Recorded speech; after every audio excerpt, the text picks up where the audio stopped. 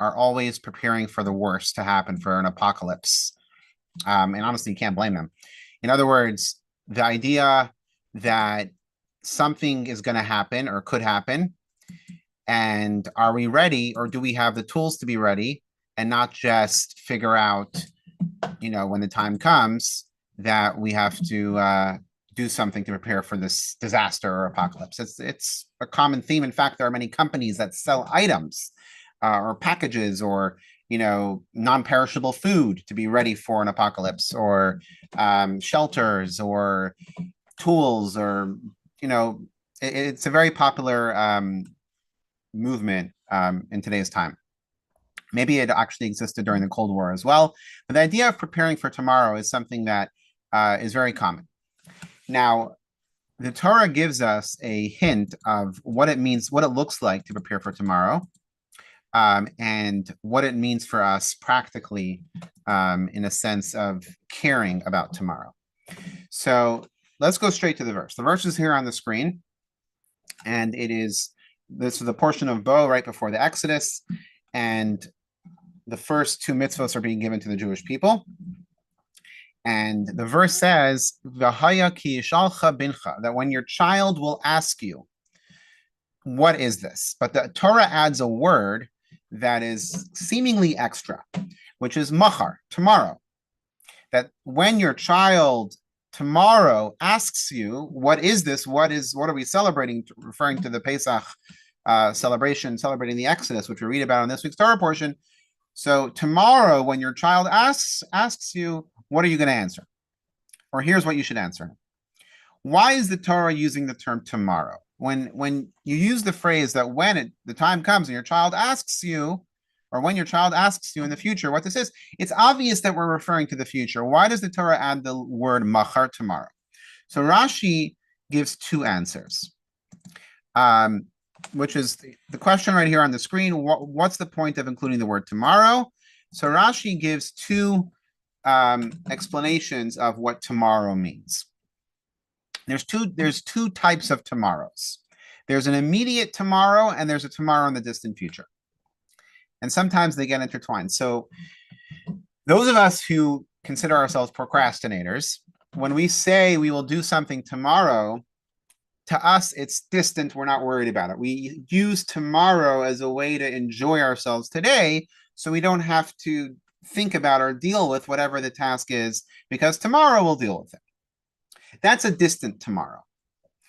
Now, there's a famous Nike ad, I think it was in Times Square, but it was all over the place, that everyone still uses it as an example of a perfect advertisement. Nike used a line called, "Yesterday, you said tomorrow." In other words, just do it theme, that yesterday you said tomorrow. In other words, today is already tomorrow, and now you have to do it. In other words, you can't push it off anymore, whatever it is that you're trying to do. So generally speaking, when we refer to the future, we think of it as something that I don't have to deal with right now, and therefore I'm not going to worry about it. And there are those of us who are doomsday planners, or always trying to worry about the future, what's going to be in the future, or like, tomorrow is going to come soon, so what's going to happen? So what Rashi is saying here is that there are two types of futures, and there's one future which is like a relevant future, like tomorrow is actually happening. And there's another type of tomorrow, which is a distant future. And Rashi gives an example from the book of Yehoshua, the book of Joshua, where the two tribes of Gad and Reuven, who were living on the other side of the Jordan, wanted to make sure that their children didn't think of them as outcasts, that the children of the rest of the tribes, as well as their own children, should include them in the nation of Israel, and they should not be considered outcasts. And in that case, tomorrow was more of a in the future that's not relevant right now, but we want to take care of it. So here's the question. Here's the Rebbe's question. Why can't Rashi just simply tell us that the Torah is trying to tell us that tomorrow is something we should worry about?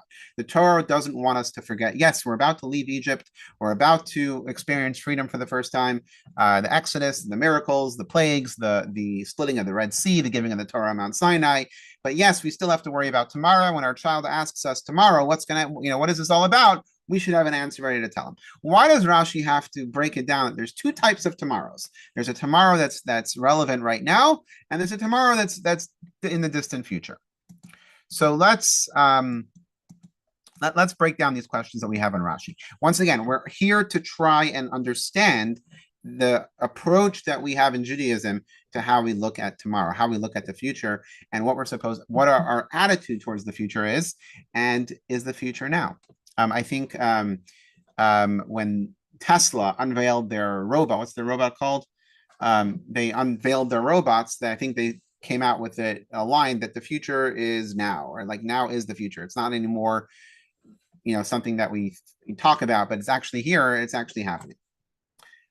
So questions. Why does Rashi mention that some tomorrows are immediate if the whole point is just to focus on the tomorrow that the Torah wants us to understand? So why is Rashi explaining that there's another type of tomorrow? Just tell us that tomorrow means that we should care about the immediate future. Why does Rashi provide an example of tomorrow refers to the distant future? And if Rashi must bring proof from the book of Yoshua, there's plenty of other places where the Torah is telling us about the distant future that the Torah could have brought, that Rashi could have brought examples from. So why that story per se? Those are the questions. Oh, sorry, one more question. What does Rashi add what does Rashi add that the pasuk that he's quoting, that tomorrow your child will ask, what does he add by saying that it was the tribes of Gad and Reuven? Remember, everything Rashi says is for a reason, and he feels it's necessary for the simple explanation of the Torah, and therefore there's no discounting any, by the way, Rashi quotes this. So let's take a few minutes before we go further and talk about the idea of preparation, or the idea of our attitude towards tomorrow. You have extreme tomorrow people like doomsdayers, like we talked about, that they have kits, they have non-perishable food for 6 months, and God bless them, that's really, really smart. Or plan, have an entire plan of how you're going to deal with whatever disaster might come your way, and they're literally living as if it's already happening. Then you have people to the other extreme that don't care about tomorrow. Like tomorrow is irrelevant because we're living, today, and we're living in the moment, and we don't care. Tomorrow we'll deal with tomorrow. If the disaster strikes, we'll figure it out then. We're not going to worry about it right now. So those are two extremes. Where are we supposed to be? We're obviously not supposed to be on either extreme, because one extreme, you just drive yourself crazy and try to imagine every possible negative scenario. You're gonna go crazy. Like you can't prepare for, like, there's no way to know exactly what's going to happen. So you do some smart things, but at the same time, you don't, drive yourself crazy. And to the other extreme about not caring about tomorrow, if you don't plan for tomorrow, then you're also not being smart, because tomorrow will come and you need to be ready. Like whether it's financially, whether it's educationally, whether it's whatever you might be preparing for, it's gonna come, and don't put it off if it's something that you could prepare for or do today. But what is the Torah? But what I just said is really obvious. So what is the Torah trying to instill in us by saying that tomorrow your child is going to ask why we're doing all these things for the Seder? Because the Seder is the commemoration of the Exodus, and the first Seder actually took place while they were still in exile in Egypt, when they put the blood on the doorpost during the 10th plague. So that they understood why they were doing it. But in the future, Hashem wanted to make sure that they were planning to have an answer for their children, which is, by the way, the whole Haggadah's message is to educate the children about the miracle that God did for us and the Exodus and everything else that came after it. So what message is the Torah trying to teach us? Should we not focus on today and only focus on tomorrow? Should we live in the moment and focus? Like, what does the Torah want from us? So let's go into some interesting texts over here. And the Rebbe points out something that is really interesting. The word tomorrow in Hebrew is machar, which that's the Hebrew word of tomorrow. But the Rebbe compares it to another word that calls from after, or acher, which means another, or like a different, or a separation. Think of it like, there's a good example that JLI put out in the Torah Studies book that I'll use, because I think we're almost by the Super Bowl next week, or in 2 weeks. So you have some people who are fans of a football team, and if their team wins the Super Bowl, it is literally like the biggest celebration they can imagine, and that's all they care about. And then you can have someone who is a fan of a team, but it's nice, it's cool, it doesn't matter.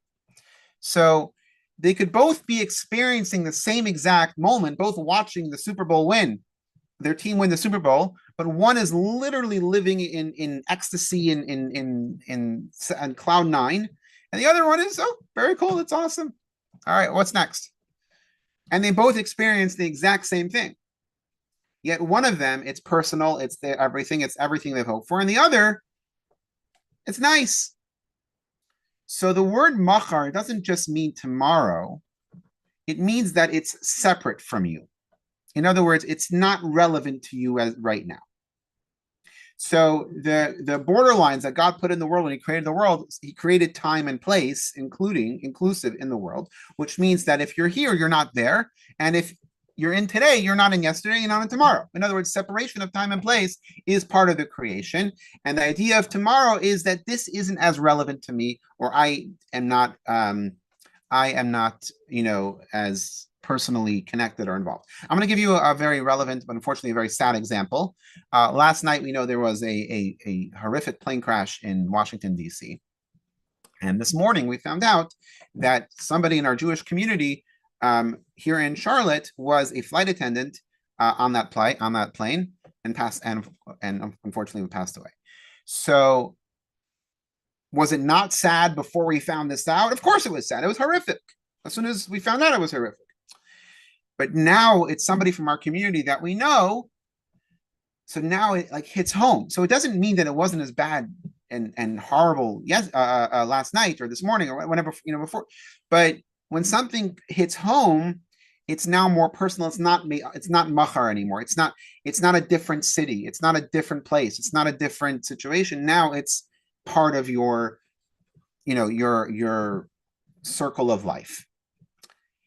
We all understand what this means in a sense that there are certain things that matter to us more than other things, and that when there's a tragedy across the world, it doesn't affect us as much as if the tragedy is in our backyard. When something happens in California, yes, it's sad, it bothers us, we care, but at the same time, when it's closer to home, or you were just there, or there's always something that makes something more relevant to you. So what the Rebbe is saying is that the word machar here in the Torah is God telling us that when your child asks you in the future that right now you do not see as a priority, you don't see it as part of you, or you may for some reason see it as distant to you. In other words, there's a separation with the word acher, the word machar. So the Rebbe is going to explain it here.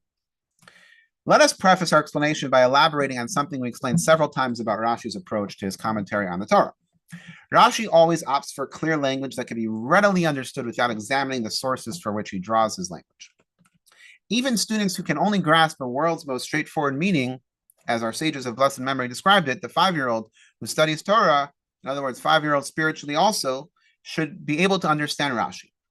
This means that when Rashi quotes a phrase from our sages, he intends it to be understood in the simplest way possible.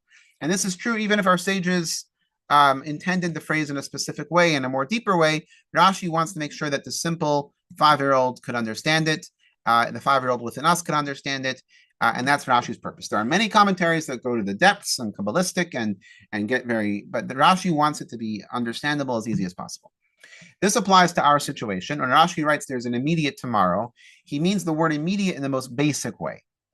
This means that tomorrow does not refer to the day after today, but the moment after the current event conclude, it is immediate. It is still today. But since it comes after the present event concludes, it is considered tomorrow. So let me try to give a practical example here. When you have something that's going to happen early in the morning, let's say you have a meeting or an event or a commitment that you have tomorrow first thing in the morning, right? You can't just say it's tomorrow because you're not going to have time in the morning to prepare or do whatever you need to do for that because it's the first thing in the morning. So tonight, before you go to bed, you're going to do whatever you have to do to make sure that when you wake up, you're ready for tomorrow's event or tomorrow's meeting, because it's not tomorrow anymore. It's it's already relevant to today because tomorrow you're not going to have the time to prepare for it. So what Rashi is trying to say is that there's a type of machar, there's a type of tomorrow that is not really tomorrow. It's relevant to us. It's relevant to us today. It's relevant to us right now. It may not be right now happening, but it's going to happen so soon, and therefore we cannot push it off or cannot just excuse it as something that's not connected to us anymore. So having said that, let's move on to another way of understanding this. It is impossible to suppose that the word tomorrow refers to an immediate tomorrow, since the son from that time who would have seen and known about the Exodus, the plagues, and the dough that didn't rise, rather tomorrow must refer to a day in the distant future. So here we have a commentary that's throwing a little wrench into this, because you can't say it's so near it, because if the child is already born and already old enough to recognize the Exodus and the miracles, then it's not tomorrow, it's today, because you don't have to explain anything to them because they've seen it. So if the child is born but not smart, not aware enough, not old enough to understand what's going on, then fine. But that's still going to be in the distant future. It's not going to be like tomorrow. It's going to be in a couple of years. And if your child isn't born yet, how much more so it's going to be in the distant future. So what is Rashi trying to explain? What I want to do now is I want to go back to that Rashi to make sure we see it in its context to be able to explain it. So 1 second. Here we go. So the Rashi says like this: tomorrow when your son will ask. That's the verse in the Torah. There's an immediate tomorrow and a tomorrow in the distant future. Tomorrow is the passage, in this passage refers to the distant future, not the immediate. Similarly, tomorrow your children will tell you the story about the descendants of Gad and Reuven. So Rashi is trying to make sure that we don't think that tomorrow means that tomorrow that's the first thing in the morning and therefore it's really today. So here's the question now. Why? Why does Rashi want us to know that the tomorrow is in the distant future? And like, what's the difference? But like, what's Rashi adding here to the verse? That's really the question now that we have to answer. So let's go back 1 second. Yeah, we read this already. All right, so let's read this. Years after the Exodus, a child who has never heard of it might ask, what's this holiday all about? And when they ask, you have a responsibility to share the story and the history and everything with them. So what makes something a distant tomorrow? Because if tomorrow is separate from you, it's still going to happen. So what defines a distant tomorrow? So one way we could say that because a lot of time has passed, so therefore it's not as relevant because it just there's a lot in between tomorrow and today. An immediate tomorrow could happen because we just don't realize that time is flying so fast. But let's go. I'm gonna skip this. Let's go further to the text of the Rebbe. So based on this, what Rashi is saying about the tomorrow, the immediate tomorrow versus the distant tomorrow, and the Rebbe's questions with his preface about the approach that we have to something that is not relevant to us. So Rashi begins his comment with the words, there is a tomorrow that is immediate, demonstrating that tomorrow is not a measure of time, but a unit of time cut off from the past. And this allows for tomorrow to begin on the same day as is called tomorrow because it comes after the present event has concluded. Once this is established, we can understand that tomorrow in the distant future is not just a future day, but an era from which the present is completely cut off. Let's talk practically and very personally and also very sensitively about what this could relate to. The Holocaust, right? It happened 80 years ago. So immediately after the Holocaust, the survivors wanted to make sure, not just the survivors, the whole Jewish community and the whole world, honestly, or the whole free world, wanted to make sure. I think there's a quote from President Eisenhower when he was a general that he said, "Get documentation, get pictures of all this, so the world never forgets what happened here." Why? Because it's tomorrow. There's a tomorrow that's connected to today, which is really like, just one chain of events. but there's a tomorrow that is a different era. And a different era means that it's so distant that it's just a different universe. And to connect one universe to another, you have to take active steps and active action to make sure that the next generation remembers what happened so they don't repeat it. I'm going to go to something even more sensitive. In 2005, the Israeli government made a very difficult choice to disengage, what they call the disengagement or withdrawal from the Gaza Strip. Those who opposed it warned that tomorrow, at some point in a different era, but tomorrow, whatever that distant era is, this is going to be a devastation because these are people that want to kill us. And by withdrawing, you're allowing them free movement. You're allowing them a border between Egypt and Israel. And between Egypt and Gaza, which is going to allow them to transport weapons. And until now, the Israeli army was in control over that area. So it was preventing them from building up their military capability. But if you withdraw, there's going to be a tomorrow that's going to bring devastation. There was in fact a song that was composed by Gad and Reuven bringing out this exact point. Now, tomorrow happened. Exactly what was predicted happened, not in the exact way, but it was what was predicted happened. Now, the government at the time was focused on the immediate tomorrow. The immediate tomorrow is that we don't want this headache on whatever their calculations were. We don't want this on our heads, so we're going to focus on the immediate tomorrow. But they negated to focus on, I'm assuming, they negated to focus on the distant tomorrow, which eventually comes too. It's a distant tomorrow because it's only a memory. It's 15 years ago, or 20 years ago almost.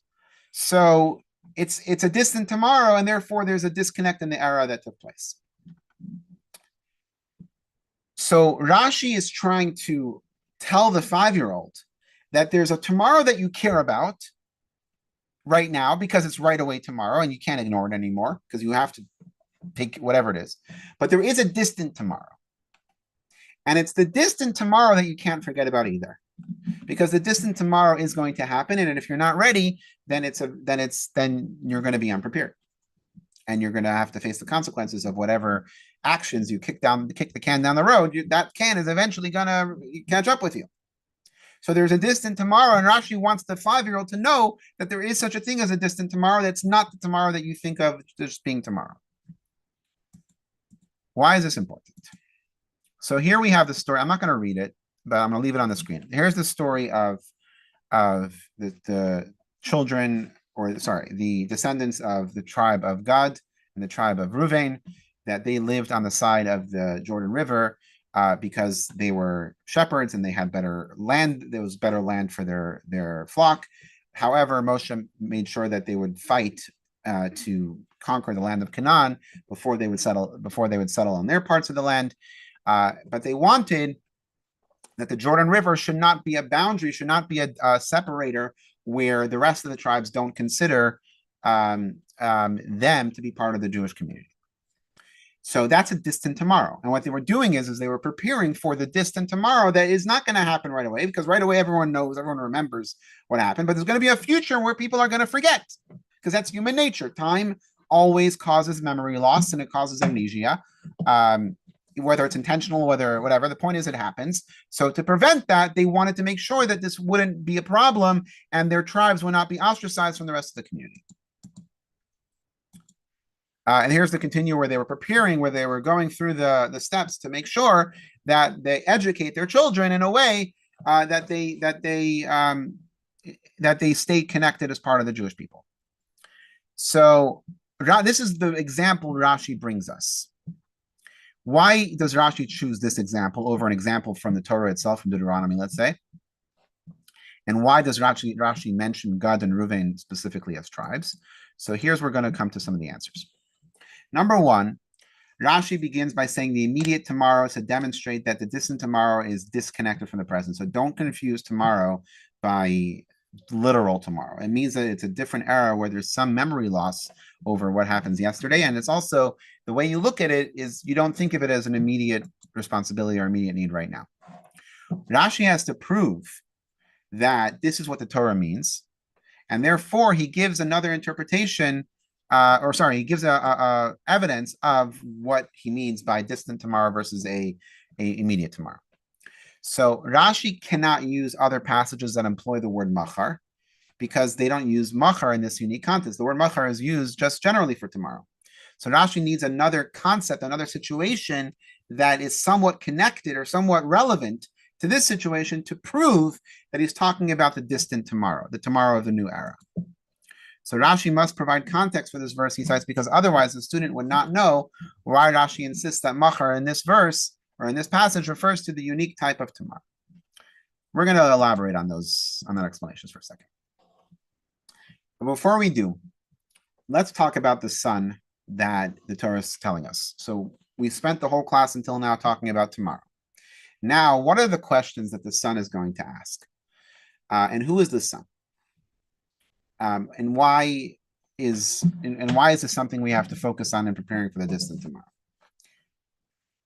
So there are many commentaries that explain the four sons and talk about what the four sons represent, and we're not going to go into each of them right now. However, the evil son that we're talking about, let's start from the middle of this paragraph over here. The Rasha is the evil son born in America, embarrassed by his wise father and his old ways. He was embarrassed by his father's Yiddish accent and the Judaism that he represented. So the Rasha rebelled against it all in an attempt to assimilate and distance himself from his dad.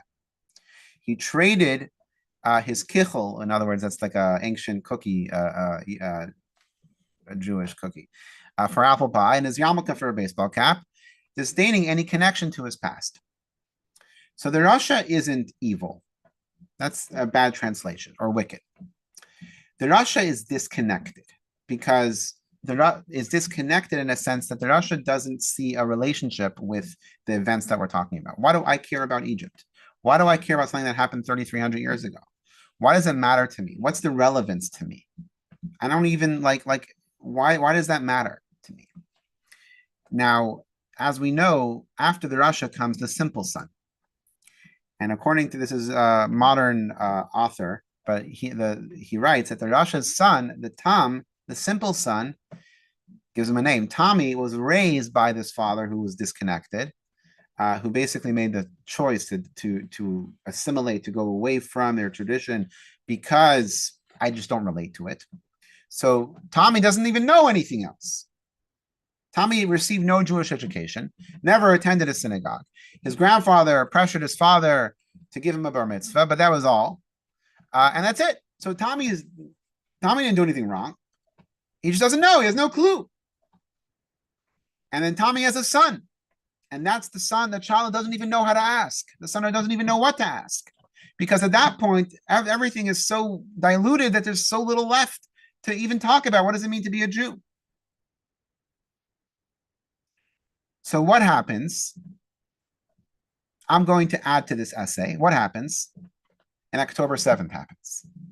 Where all of a sudden, Tommy's son is living in America, barely knows or acknowledges that he's Jewish. But all of a sudden he finds out that there are people that are trying to kill, murder, rape, and kidnap Jews.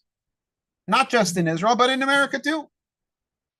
And that there are many, many other people who are cheering it on and say they deserve it.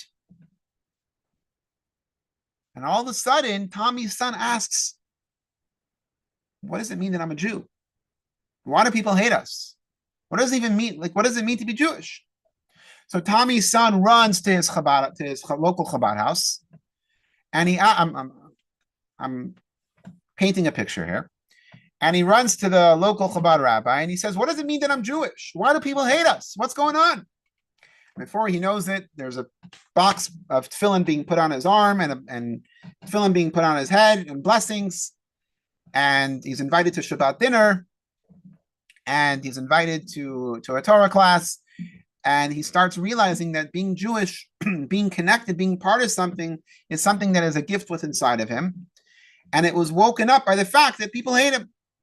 It was woken up by the fact that there's horrible people who want to kill him, who want to kill anyone who is Jewish. This is why the Torah tells us "V'haya ki yishalcha es bencha," that one day your child is going to ask, what is this? What are we doing? What is this Judaism? There's going to be times when they don't even want to ask. They don't care. It doesn't matter to them. I don't care about Israel. I don't care about Jews. I don't care about any of that because it doesn't matter. It's not relevant to me. It's mi'achar. It's mi'achar. It's distant from me. There's going to be such a time. But in that time, there's going to be v'haya ki yishalcha, but they are going to ask. There's going to be a wake-up call where they're going to ask, what is this all about? There's going to be a spark, a soul cry of this child, of Tommy's son, that barely knows he's Jewish, asking, what is this all about? And it's in the Exodus. It's in Egypt, before the Exodus, while they're still dealing with the problems of today, that God tells Moshe, focus on the distant tomorrow. Remember, there's going to be a tomorrow. Prepare for that tomorrow. Because it's going to happen. Right now, you don't think of it as a problem because right now everyone's witnessing all the miracles. Right now, there's fire and brimstone on Egypt, and God is literally leading us out of Egypt. It's going to be a tomorrow. It's distant, but it's coming. And when it comes, your child's going to ask. And you better have the answer. And here's what you should answer. So, here are the 4 sons. They're not all that different. The wise son was raised in a Jewish environment, so the wise son knows Torah, knows Judaism, knows his identity, and he happens to know what kind of questions to ask, because that's the environment that he had. We don't call it evil or wicked, we call it wayward, the son that just didn't find a reason to connect with his Judaism. And therefore he assimilated and dropped his Judaism. And then this wayward son had a son, had another son, had a son, and he had a son. And Judaism became so diluted. And these are the children that have to be at the Seder. They're at the Seder. And they're the ones that are going to ask us these questions. Because there's going to be a wake-up call. And what are you going to answer them? Here, what we're going to do is we're going to quote the idea that there's nobody who is ever fully disconnected, because even someone who has sinned, they've only sinned because an evil inclination overtook them, and they unfortunately couldn't overpower it. But it doesn't mean they're evil. We don't refer to them as evil. The deed might be evil, or the spirit that took them over might be evil, but they themselves are good, and therefore they have to be at the Seder, and they're going to ask questions, and they deserve an answer. Don't ever, this is to the Chabad rabbis, or all of the ambassadors of Hashem that are out there to help ensure that when the child asks, that they have an answer. Don't blame the child. Even if it's the wicked child or the wayward child, don't blame the child. They felt they had no reason to connect. But now they want an answer, and now you have to give them the answer. Don't treat them any differently. They need to be welcomed. They need to be included. Why? Because every Jew has the same deep soul inside, even if their outer layers seem drastically different. And the Rebbe goes on, and here's the punchline. Here's one of the punchlines. There's a tomorrow that comes in the distant future. And this refers to the children who are wholly disconnected and disassociated from their parents' way of life. These children belong to a modern era that doesn't know Yosef. In other words, as it says about the descendants of the tribes in Egypt, that they don't remember Yosef anymore. Their questions are not born merely from lack of knowledge. They are spawned by the fact that their lifestyle of Torah and scrupulous observance is new and foreign to them and unappealing to them. Yet the Torah teaches that since they are our children, it is our responsibility and privilege to answer their questions and draw them in under sheltering wing of the divine presence. Engaging with all types of Jewish children establishes a legion of Hashem, with the imminent merit of true and complete redemption, as in the days of your Exodus, as it says that when Mashiach comes, it's going to be similar and almost exactly like the days of Exodus. And these children that are asking the questions today deserve an answer just as much as the children who were leaving Egypt, because they're our children and they're our responsibility. And therefore, we have to prepare for that answer. And tomorrow is today, because now we are living in that distant future that was predicted in the times of the Exodus. And now, if we know Aleph, if we know one letter of the Hebrew alphabet, we have to go ahead and teach it. We have to make sure that we have those answers, and we should never discount anyone, and never leave someone out, or never consider someone too far gone. Everyone deserves to be included and answered in a way that they could feel part of it and connected. This is an interesting take on the Haggadah. The wicked son feels cheated. He is upset by all those who have been feeding him lies, and despises those who still believe the answers, which seem to him shallow and unsatisfactory. Don't tell me we don't understand God's ways. Why are all these bad things happen? And if we don't have good enough answers, then they feel disconnected. He loses trust in society where he was raised, isolates himself, and refuses to accept anything from those who disappointed him, which is a very common thing, unfortunately, and very possible, and also somewhat understandable. And therefore, when they come back to ask those questions, we have to accept them with full support, and have those answers in the best way that we can. So, what is the Haggadah teaching us? And this is from Rabbi Y.Y. Jacobson, and he elaborates on this perfectly. Listen carefully to the words of the Haggadah. They contain 4 critical points. Number 1, we are not dealing with one child. We have at our table 4 different types of youth. What works for one may not work for the other. So therefore, we have to have answers that are relevant and engaging to every individual based on their individual needs. Despite their differences, all of them are our beloved children. They are not strangers. They are our flesh and blood. None of them should ever be rejected. Number 3, the Torah does not speak to one genre of children. Rather, it addresses all of them, containing life messages for each of our four children. And if we can't find the words for each of them, it is because we are not accessing the full wisdom of Torah. Everyone deserves to have the answer in their own unique way. Number 4, the Torah's message to each child is distinct. In other words, it's a unique message for each of them. It's not a one-size-fits-all. And that's where the mentor, or the person as an ambassador who's sharing the Torah, has to understand where that child is coming from to be able to answer in a way that they can understand and appreciate it. Just like Rashi wants to simplify Torah for the 5-year-old, we need to take a cue from Rashi to make sure that we make the Torah understandable and relevant to the children that we're talking to. You can't speak the same words to 2 children. But I want to say, I want to take this in a different, I want to conclude in a different direction. So, just to recap quickly, the Torah is giving us the idea that there's a distant tomorrow that we are currently living in. And that distant tomorrow was predicted, where Hashem told Moshe that your child will ask, what is all this practice? What is this? And we have to have an answer. And we have to remember that this connection, they are our children, and we have to care about them. They all have a soul, and they all deserve the answers. And we have to make sure we tailor those answers for them in a way that they can understand it and it be relevant to them. But I also want to draw upon the flesh and blood comment, that the idea of welcoming anyone back in, and answering them and making them feel relevant, and making the Torah relevant to them, making them comfortable, is not just a good idea and a good message. It's what the Torah is commanding us to do. The Torah commands us to make sure that we are answering questions, not from a literal knowledge perspective, but from a embracing perspective, that we are always embracing those who have questions, who are feeling somewhat disconnected, that we have a responsibility to reach out to them. And when it comes to physical safety of our brethren, we are selfish. Nobody blames a parent for making sure their child is safe in a disaster before they go help other people. If God forbid there's a disaster, the first thing a parent is going to do is worry about their children. Because that's what parents are supposed to do, is focus on that. Now, is their child as deserving as someone else that needs to be rescued? Who cares? That's what a parent's responsibility is, to care about their children first. Or if it's your siblings, or if it's your parents, or if it's whatever the situation is, family first.